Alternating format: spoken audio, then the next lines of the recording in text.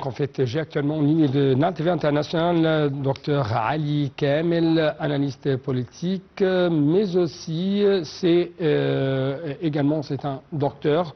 Docteur Ali Kamel, toujours vous êtes le bienvenu sur NAN TV International. Et permettez-moi de vous poser cette question. Est-ce que maintenant, pour la population palestinienne, pour les pays arabes et islamiques, la première priorité, c'est comment sauver l'être humain, c'est comment sauver la population palestinienne? Oui, merci beaucoup pour poser cette question. Je crois que, je pense que nous sommes dans des situations, on doit avoir des solutions à court terme, à moyen terme et à long terme. À court terme, on doit sauver, comme il l'a dit son Excellence l'ambassadeur Hariri, Hussein Hariri tout à l'heure, il faut d'abord protéger les Palestiniens à Gaza contre l'agression et l'hostilité israélienne et qu'on arrête la colonisation si Hamas ne veut pas arrêter. Donc Israël va continuer dans le banc de Gaza à faire des colonisations et donc on n'a pas d'espoir à ce moment-là. Donc si vous voulez, je suis tout à fait d'accord avec Hussein Hariri, son Excellence, qui est un ministre adjoint des Affaires étrangères quand il a fait une analyse tout à l'heure. Mais en même temps, je dois dire que le marquis Boumouray s'intéresse, c'est-à-dire Trump d'un côté, Netanyahou de l'autre. Dans le monde arabe, il y a un tas de noyades, hein, puisqu'il y a deux dirigeants, il n'y a pas un seul. Alors on ne sait pas si c'est Netanyahou qui agit sur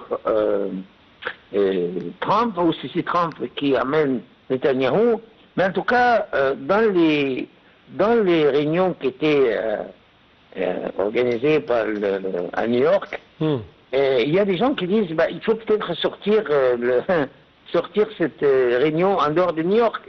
Vous savez, il y avait des appels comme ça, parce que si c'est une réunion pour tous les pays du monde, on ne doit pas le laisser aux États-Unis, sous l'autorité des Américains, si vous voulez.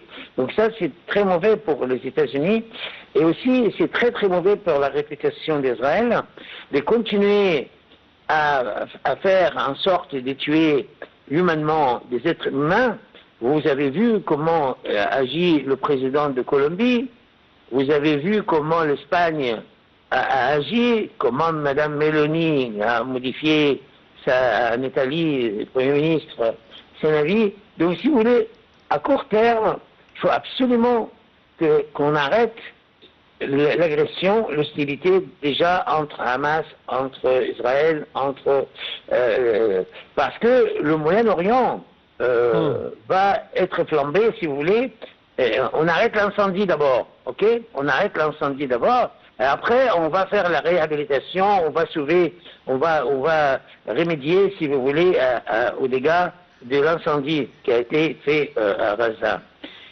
Après, je pense aussi que, à ma connaissance, par exemple, dans un hôpital, parce que je suis principalement médecin, dans un hôpital, s'il y a un conflit entre les médecins, le directeur et les infirmiers, par exemple, ou le personnel, qui va subir? C'est le malade.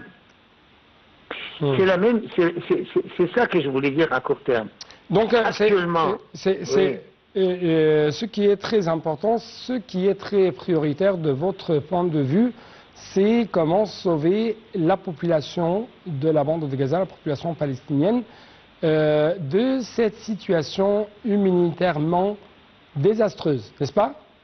Bien sûr, médicalement impossible de soigner tous ces gens-là. On tue les gens, ça ne va pas, ça. Ça, c'est contre les lois internationales, contre les religions, contre le moral, contre l'éthique, contre tout ce qui est humain. On est en train de traumatiser tout le monde, si vous voulez. Là, on traumatise le globe. Docteur Ali Kamel, merci beaucoup pour de telles explications de votre part. Nous allons bien sûr poursuivre notre analyse en ce qui concerne les différentes dimensions de ce plan de paix, mais justement après ce petit reportage.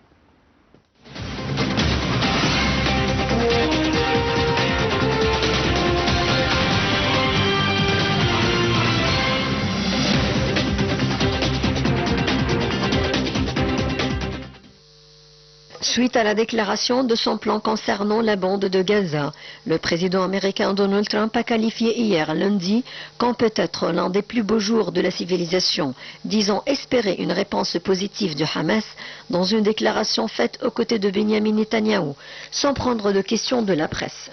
8 pays arabes et musulmans, dont l'Égypte, l'Arabie Saoudite, la Turquie et le Pakistan, ont salué dans un communiqué commun ce qu'ils ont appelé les efforts sincères de Donald Trump pour mettre fin à la guerre. La Maison-Blanche a publié une proposition en 20 points censée mettre fin de manière définitive au conflit qui ravage depuis près de 2 ans le territoire palestinien. Netanyahou a déclaré soutenir le plan de Trump, qui selon lui permet d'atteindre les buts de la guerre. Il a ajouté que si le Hamas rejette ce plan, ou ils disent l'accepter, mais font ensuite tout pour le bloquer, Israël va terminer le travail.